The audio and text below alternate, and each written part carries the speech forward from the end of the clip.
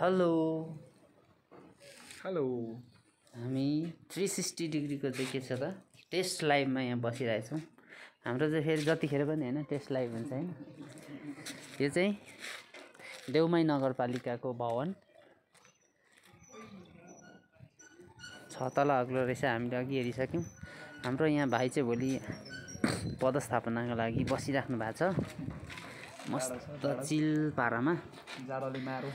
अनि उहाँलाई चाहिँ भोलि यही नगरपालिका भवनभित्र चाहिँ खादामाला टिका लाएर फेरि स्कुलमा लगेर हाजिर गराउने हाम्रो योजना।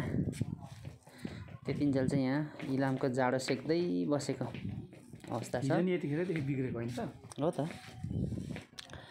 समय फेरि प्रतिकूल छ। भोलिको दिनमा चाहिँ अनुकूल होस् भन्ने हाम्रो योजना, हाम्रो अपेक्षा। यहाँनिर नगरपालिकाको भवन छेउमा चाहिँ बस्नको लागि बनाइएको यो ठाउँ पनि मलाई मन पर्यो। यो भवन पनि धेरै ठुलो रहेछ, लगभग 6 तलाको हाइटमा छ यो। अहिलेसम्म मैले यत्रो नगरपालिका देखेको थिइनँ। निकै धेरैवटा कोठाहरू भएको गजबको लाग्यो। मङ्गलबारे इलाममा देउमाई नगरपालिकाको कार्यालय।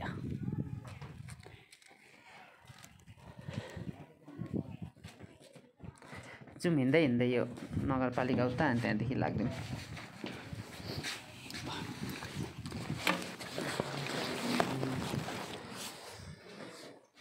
आकाश रङ्गियो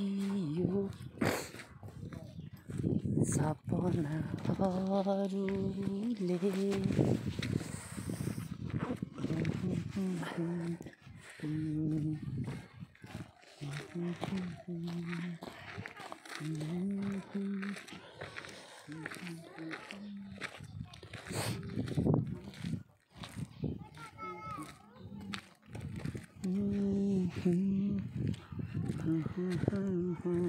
बोल्नु न बोल्नु। हामी यो नगरपालिकाको अगाडिपट्टिबाट पास हुँदैछौँ, क्रस गर्दैछौँ नगरपालिका भवनलाई। हाम्रो देउमाई नगरपालिका गजबले चिटिक्क रङ्गिएर बसेको छ।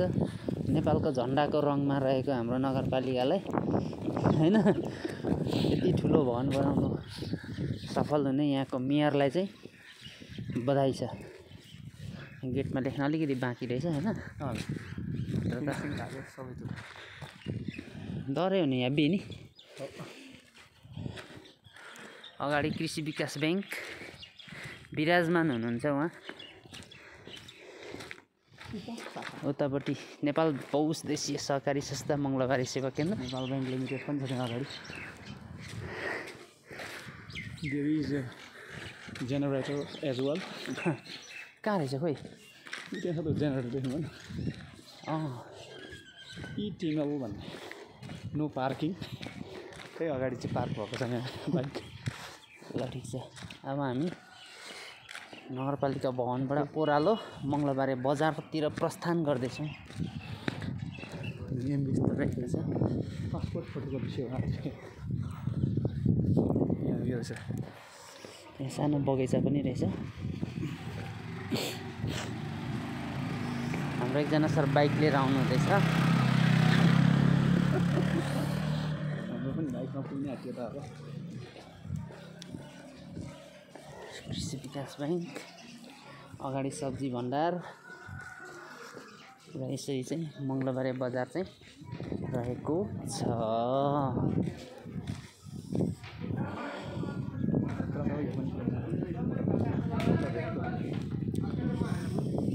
हाम्रो भटभटे पर छ।